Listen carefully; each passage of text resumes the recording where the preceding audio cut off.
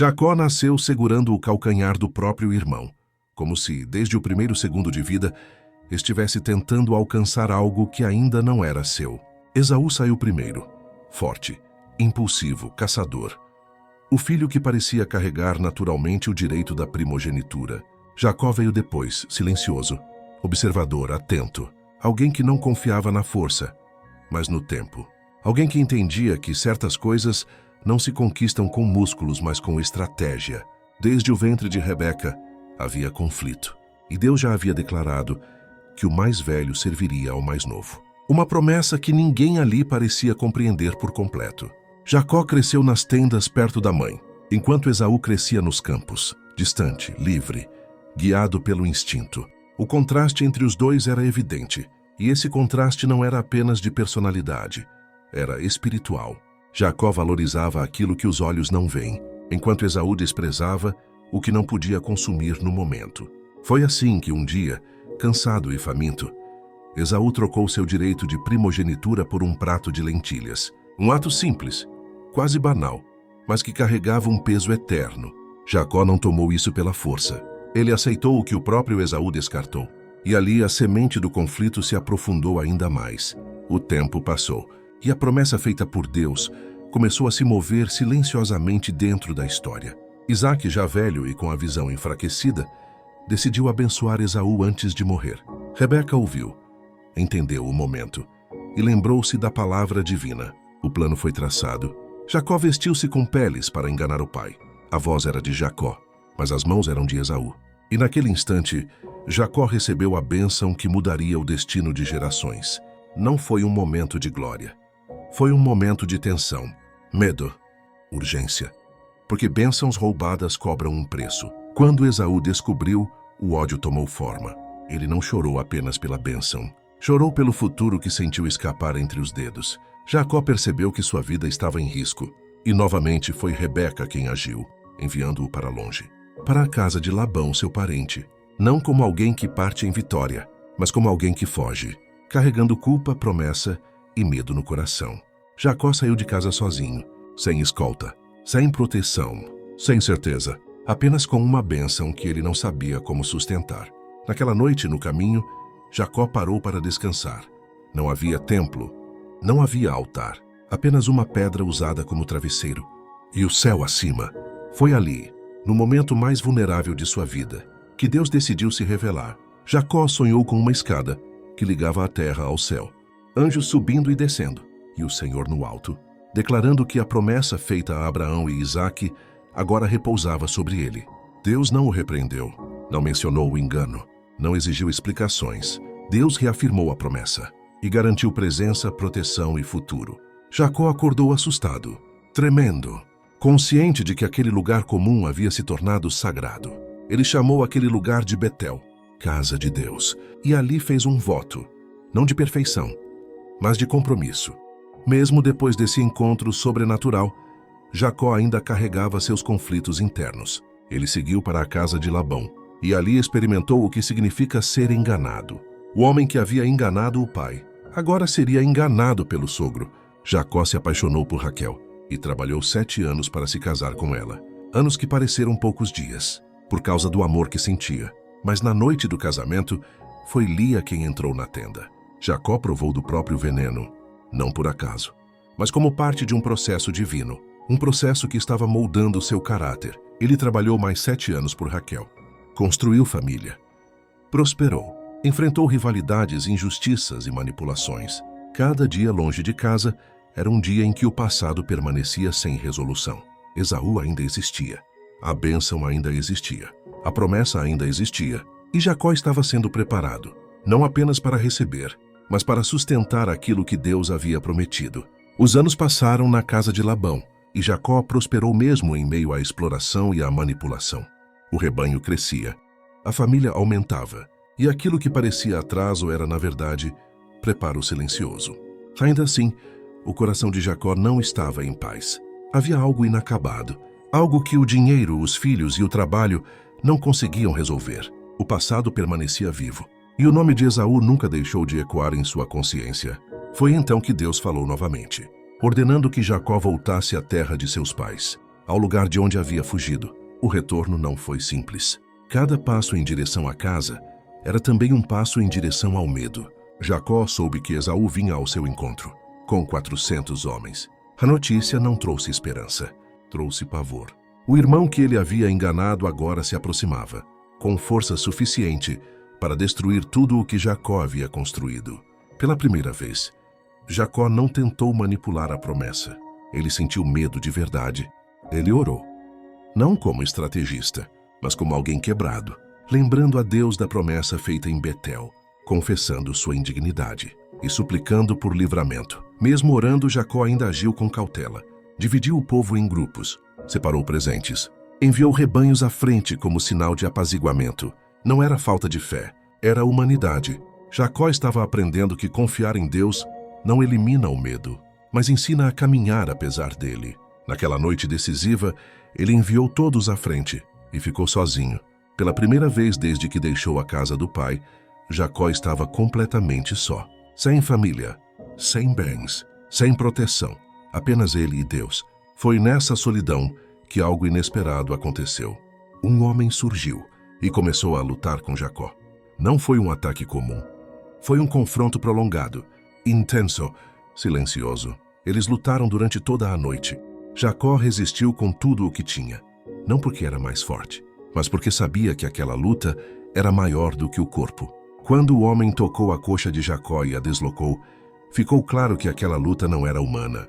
Mesmo ferido, Jacó se recusou a soltar. Ele não pediu vitória. Pediu bênção. Pela primeira vez, Jacó não tentou tomar algo. Ele pediu. Então veio a pergunta que mudou tudo. Qual é o teu nome? Jacó respondeu. E naquele instante, o nome que significava enganador foi confrontado. O homem declarou que Jacó não se chamaria mais assim, mas Israel, porque havia lutado com Deus e com homens, e havia prevalecido, não porque venceu pela força, mas porque permaneceu. Jacó saiu daquela luta mancando, ferido, mas transformado. Ele não recebeu apenas uma bênção, recebeu uma nova identidade. Ao amanhecer, Jacó ergueu os olhos e viu Esaú se aproximando. O momento que ele temeu por anos, finalmente chegou. Jacó avançou. Não com orgulho, mas com humildade. Ele se curvou 7 vezes diante do irmão. O homem que antes havia enganado, agora se humilhava. E algo extraordinário aconteceu. Esaú correu ao seu encontro, o abraçou e chorou. O ódio deu lugar à reconciliação. A ameaça se dissolveu diante de um coração transformado. Jacó entendeu naquele momento que o maior inimigo que ele havia enfrentado não era Esaú, era ele mesmo. A luta da noite anterior havia preparado o terreno para o milagre do dia seguinte. Deus não mudou Esaú antes de mudar Jacó. Ele mudou Jacó por dentro. E isso mudou tudo ao redor. Mesmo reconciliado, Jacó seguiu com cautela. Ele havia aprendido que bênção não significa ausência de prudência. Ele se estabeleceu em Siquém, comprou terras, construiu altar e reconheceu publicamente que o Deus que o acompanhou desde Betel agora havia cumprido sua palavra. Jacó já não era apenas o filho que fugiu, era o patriarca que havia sido moldado pela dor, pela espera e pelo encontro com o divino. Depois da reconciliação com Esaú, Jacó continuou sua jornada, carregando no corpo a marca da transformação. Ele mancava, não como sinal de fraqueza, mas como lembrança permanente de que havia encontrado Deus de frente e sobrevivido. A vida seguiu, mas não sem desafios. Jacó se estabeleceu na terra, construiu o altar e declarou publicamente que o Senhor era o Deus que o sustentara em cada etapa, desde a fuga solitária até o retorno marcado por restauração. No entanto, a promessa ainda não havia se cumprido por completo, porque transformação não elimina consequências. E Deus trabalha também através delas. A dor entrou na casa de Jacó, quando sua filha Diná foi violentada em Siquém.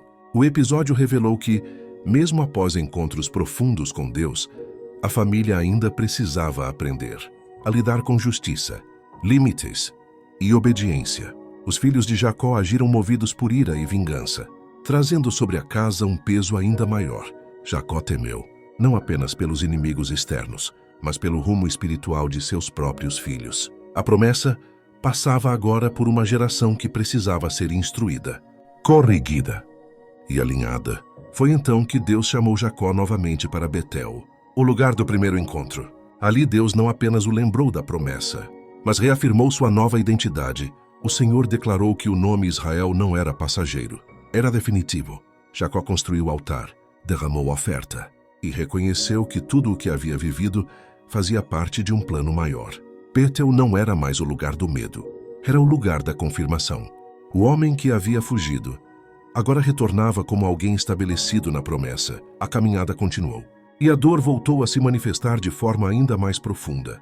Raquel, o grande amor de Jacó, morreu ao dar à luz a Benjamim, a mulher por quem ele havia trabalhado 14 anos, a mulher que simbolizava seus sonhos, foi sepultada à beira do caminho. Jacó chorou, sofreu e seguiu. Ele aprendeu que nem todas as promessas anulam perdas, mas que Deus permanece presente mesmo quando o coração se parte. A promessa não dependia de circunstâncias perfeitas, dependia da fidelidade divina. Com o passar do tempo, Jacó se reencontrou com Isaque, seu pai, e esteve presente em sua morte. O ciclo começava a se fechar. O filho que enganou agora honrava. O homem que fugiu agora permanecia. Jacó havia se tornado aquilo que Deus havia planejado. Não sem dor, não sem falhas, mas com fé amadurecida. A promessa atravessava gerações, que agora repousava também sobre seus filhos, especialmente José, aquele que carregaria o fio da redenção futura. Jacó amou José de maneira especial, e isso despertou inveja, ódio e divisão entre os irmãos. Mais uma vez, a família enfrentou conflitos internos. E novamente, Deus estava operando silenciosamente por trás do caos. Quando José foi vendido como escravo, Jacó acreditou que havia perdido seu filho para sempre. O homem que havia aprendido a confiar em Deus, agora experimentava uma das dores mais profundas que um pai pode sentir. Anos de luto se seguiram, anos de silêncio, anos em que Jacó precisou confiar. Sem entender, a fome chegou à terra e o plano de Deus começou a se revelar. José, agora governador no Egito, tornou-se o instrumento de preservação da família. Quando Jacó soube que José estava vivo, algo se reacendeu dentro dele. O Deus que havia prometido nunca o abandonou, nem mesmo quando tudo parecia perdido. Jacó desceu ao Egito, reencontrou o filho, abraçou a redenção e entendeu que cada dor, cada perda e cada espera haviam conduzido exatamente àquele momento. Antes de morrer, Jacó abençoou seus filhos. Se não foi uma bênção genérica, foi profética. Cada palavra carregava destino, correção e propósito. Ele abençoou José com honra especial, declarou o futuro, reconheceu erros e selou a continuidade da promessa. Jacó pediu para não ser sepultado no Egito, mas na terra prometida, porque sua história não terminava onde ele morreu, mas onde Deus havia prometido. Jacó morreu como Israel, patriarca, pai de uma nação. Sua vida foi marcada por conflitos, enganos, lutas e encontros com Deus. Ele não foi escolhido por ser perfeito. Foi transformado porque se rendeu. A história de Jacó revela que Deus não escolhe pessoas prontas. Ele forma pessoas dispostas. Ele permite a luta, permite a dor e permite o tempo, porque sabe que o processo constrói aquilo que a pressa destruiria. Se você está vivendo um tempo de conflito, de espera ou de dor, lembre-se de Jacó. Lembre-se de que Deus trabalha mesmo quando você manca. Lembre-se de que a promessa não depende da sua perfeição, mas da fidelidade dele. Essa história não fala apenas de um homem do passado. Fala de todos que estão em processo hoje.